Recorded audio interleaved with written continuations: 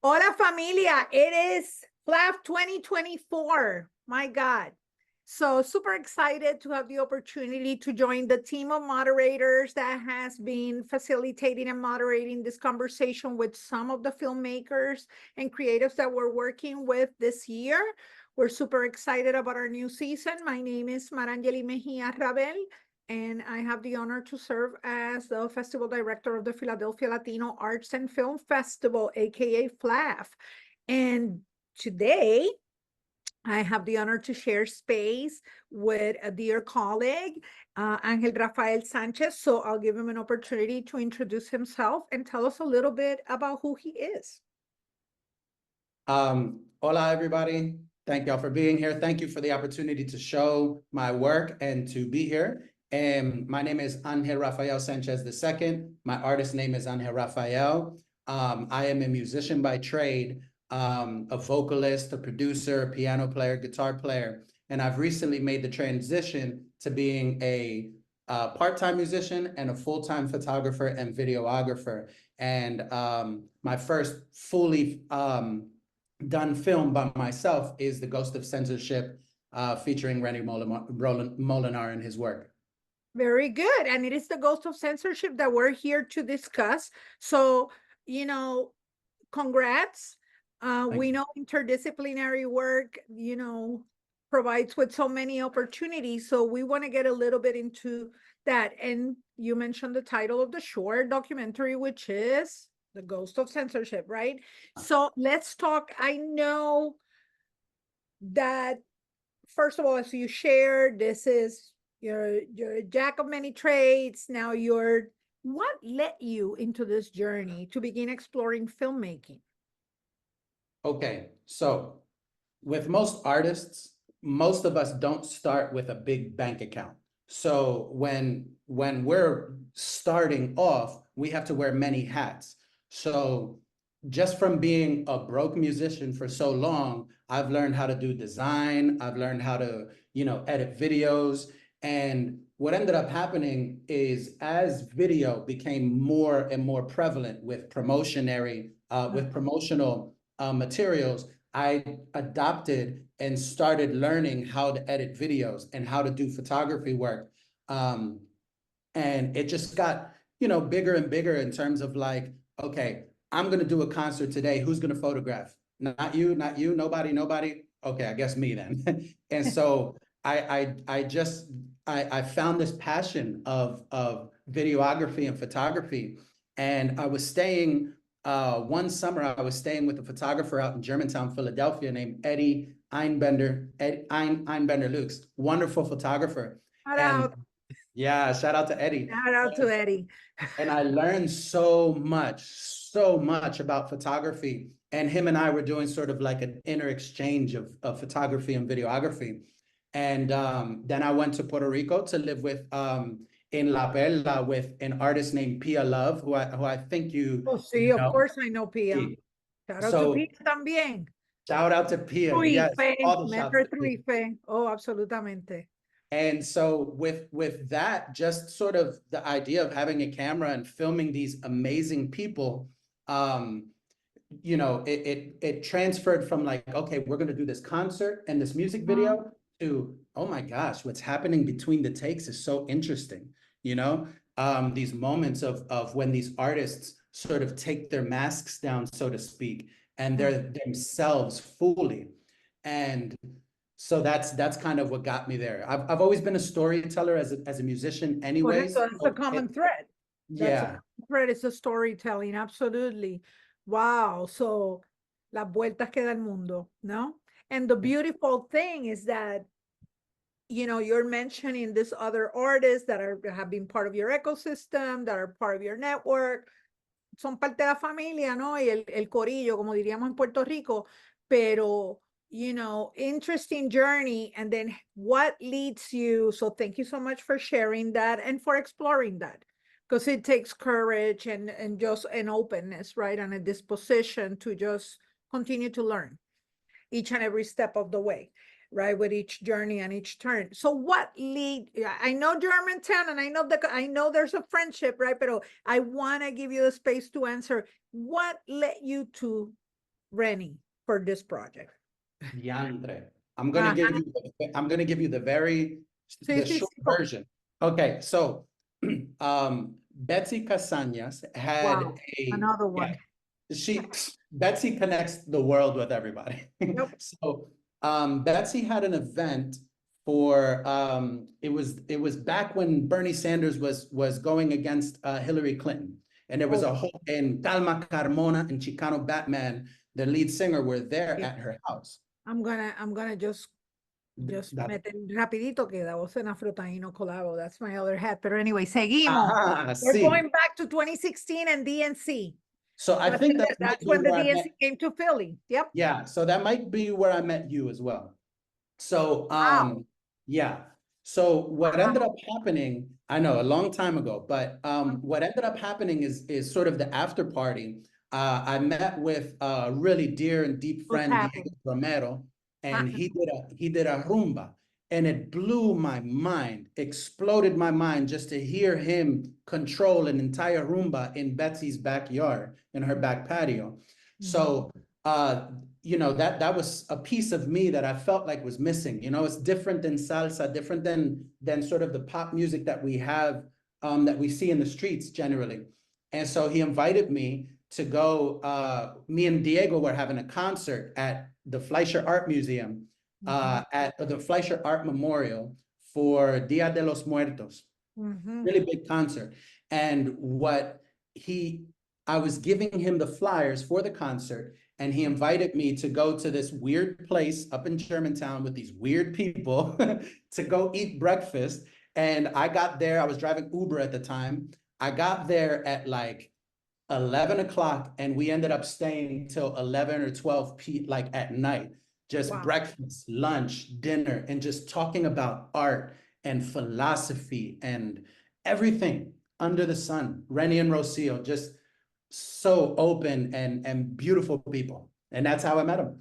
I don't know if this is moderator etiquette, but I'm gonna do this for Rocio and for Rennie. And for Diego and for Betsy and for just the beauty of the connections, right? And how we continue to build with each other. Okay, so that led you to Rennie. Yes. You see, if you go and you're talking, there's a common thread. The first one Yeah. was storytelling. And in this case, the common thread, because I know the players, right? I know the cats that are involved. I know that this begins with this Sunday brunch, lunch, dinner, but Imperfect also hosts Rumbas. Yes. Imperfect So Gallery has. there's also that space where we have run into each other. That's neither here nor there. At the Rumbas, but okay. And then I know, so now, so that's how you connect, you build with them as you continue to explore, the Yes. collaboration takes off. Now let's shift gears. Thank you so much for that. Let's shift gears and talk a little bit about the anti-censorship work that Rennie. Yeah. So Yeah. how does that play? I mean, obviamente, you know, but how is that part of that conversation, or is it that as you continue to build, you're like, espérate, aquí hay algo que I want to like explore more? Well, his work, their work in general, both of them, but his work was always provocative to me. You know, it's always been provocative to me. And I remember specifically, I can't curse in here, right? Yes, you can. Okay. Okay. So the first time the Roombas used to be up in their apartment, right? They had a gallery and then they took it up to their apartment, and now it's at the gallery where it's at now, right? Correcto. So when it was up in their apartment, he had his disappointing patriotic sex paintings where he drew and painted the word sex on different ways on top of the American flag.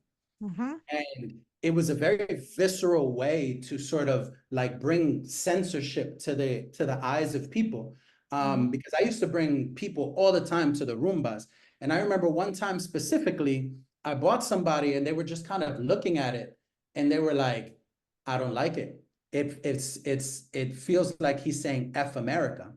And, you know, when I talked to Rennie afterwards, I said, hey man, like, am I in this like anti-American, like Roomba. What was like, I did, like in my mind, it was like all these kind of different things went on.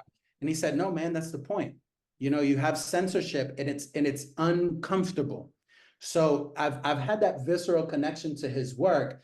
And when I guess he saw some of the work that I did when I went to Ghana in 2022. I had filmed a short documentary with a graffiti artist down there, and he saw some of the work and they really liked it.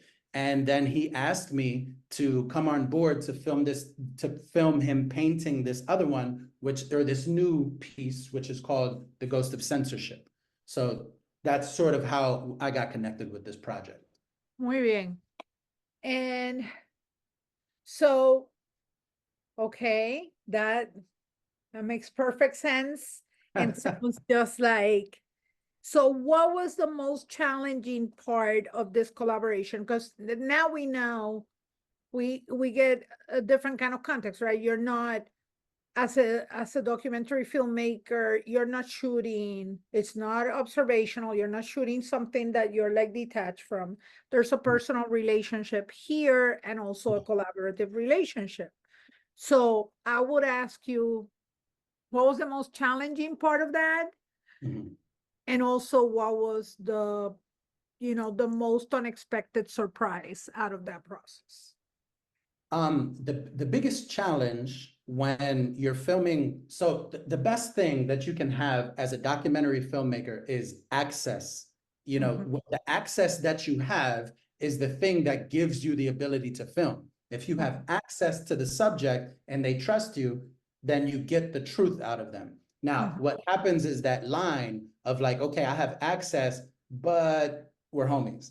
So then, you know, it becomes this tricky thing where, as a documentary filmmaker, you can, at least in my approach, I like to be a fly on the wall and sort of disappear into the background and sort of let them do their thing, which becomes difficult because, you know, now I'm living in Lancaster, PA, and going back and forth from Philly, so I don't see them as much as possible or as much as I used to. So now it's like, oh, we're chilling and I'm working, but how's life? You know, so sort of balancing this balancing act of, okay, when am I going to work and when am I going to socialize and, you know, have these conversations with my mentor and you know, these people that I love. That was the I think the biggest hurdle as a filmmaker that I had to overcome. Well, Then game and on, game off. Game on. yeah, and also on a technical note, just filming on Germantown Ave, like, you know, the cars, the buses, you know, Yo, like, yeah, the technicals of that was tricky. And one thing that was really beautiful that I know you'll feel this, you know, as soon as I say it, but Rennie and Rocio are the king and queen of community. And so when I was filming, it was so beautiful to see just throughout the entire day, just, you know, what characters were coming and stopping by to support him and Rocio, who were coming to, you know, to to say hi, to see the piece, to talk about the piece. And I want to give a shout out in the film. If you guys watch this film, there's gonna be a man in there, a black man named Fred. Now, this guy used to work in the marching band and he does really cool baton stuff. And I just wanted to, he's not feeling really well, and I just wanted to give him a shout out and, you know, send him my well wishes and that I love him. He's got an amazing part in the film, and I hope when you watch it, you'll know exactly who it is when you see him. send good energy to Fred para que se nos mejore. We hope that he feels better soon. Yes. Absolutamente. So, okay, so talk to us about what comes next. What do you expect audiences? But antes de que, bueno, two things, porque estamos como que ramping, right? We're going to screen the film, we're going to share the film. So what would you like audiences to come out, you know, out of like, I watched the short, now what? Like, what do you hope it brings out in people, how it resonates with audiences? What's your hope on that? I want people, everybody, to know who Renny and Rocio and Imperfect Gallery are, that is something that I have, I've always wanted that, from a friend standpoint, from a documentary filmmaker standpoint. I want people to watch this and see that our rights are complicated. And, just from the simple fact of him painting on the American flag can spark up these conversations. And they don't always have to be, volatile, but they can be volatile. And you yourself can feel, ooh, he's painting on the flag, like, ooh, F that guy. But like, once we get into that realm of censorship, it's such a slippery slope. You have no idea if your thing becomes censored and you're angry about it, then their thing becomes censored. And then all of a sudden we're in a hush-hush society where we can't say what we want. And as uncomfortable as that can feel, it's necessary. So I want people to walk away from this knowing and feeling the essence of Renny's work with this, to say censorship is not good, no matter how good it makes you feel in the moment. The conversation is what's important. Thank you for that. So what comes next for both the film and for Angel Rafael? Cool. So what's next? And so I'm going to continue filming with Renny and Rocio in Imperfect Gallery. Again, I think they are historical figures that should be documented and should be, coveted by the Philadelphia community and the artist community. They are gems, diamonds. So I'm going to continue filming with them. For the film, I've put it everywhere to try to see if I can get in more festivals. I actually put it in like 20 festivals in Europe because my next project, which isn't signed yet, so I don't know if I should be saying this, but I'm not going to tell you. You're cooking something. Yeah, I'm cooking something, and it's a documentary, and it has to do with Europe and traveling to Europe. I'm not going to tell you who it's about and nothing other than that zip. So maybe it'll be in Italy. You'll see good energy to that project as well.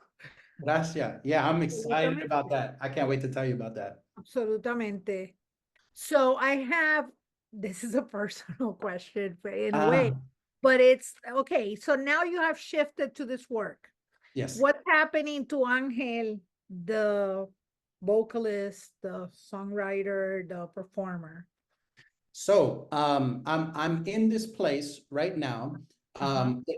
Physically right now where I'm at is this place called West Art Lancaster Community Center. And it's very similar to the Fleischer Art Memorial, where it's a bunch of artists that bought the building out and turned it into a concert venue. And this is in Lancaster, PA. So I'm in the works of, trying to create that connection with Lancaster and Philly, bring some of my artist homies here to perform. And as an artist myself, I needed to take a break because one, and I'm going to be dead honest with everybody here, but sometimes smoking a blunt a day will ruin your voice. So, if you're a singer, they make a note of that. Exactly. If you're a singer. So I'm in the phase of rehabilitating my voice, and I've got a ton of music and collaborations that I'm working on that I'm hoping to release sometime this year, but I'm taking my rehabilitation as it needs, to happen. You're giving yourself the space. Yeah. Muy bien. Bueno, pues, is there anything that you would like to share about you, about the film, about the work, about Renny, that you feel that we have not covered? No, I think I just want, again, guys, look up Imperfect Gallery. Look up Renny Molinar. Look up Las rumbas son un palo. Las rumbas son un palo. Yes, please look them up and get to know them. Get to know your grassroots artists in your community. It's so important, not just the people that are on your radio, but the people that are doing it, that are spreading your art. It is so important. That's all I want to share. And watch the film. And watch the film. And not only that, I want to shameless plug. Imperfect Gallery was a venue for us last year for FLAFF 2023. Ajá. Pero estoy de acuerdo con Ángel, ellos son un recurso excelente. They open a lot and open their doors and their space for a lot of folks to showcase what they do, and that matters. And they do organize a lot of group shows, so their diverse perspectives and voices, again, connected to this core commitment to is in the conversation, right? Dialogue is really critical, especially now. It's always been, but at this time in our history, absolutely critical. No tenemos que estar de acuerdo, pero we have to be able to, to articulate our perspectives and to respect each other. Well Angel, said. thank you so very much for being part of FLAFF 2024. People, check him out, follow him on social, check the film, check Imperfect, and support your local artists. Whatever you do, always support your local artists. Thank you so very much, and it's been a pleasure to be with you. And we're gonna wrap it up, and we'll see you soon at one of our events. Thank you so much. Thank you.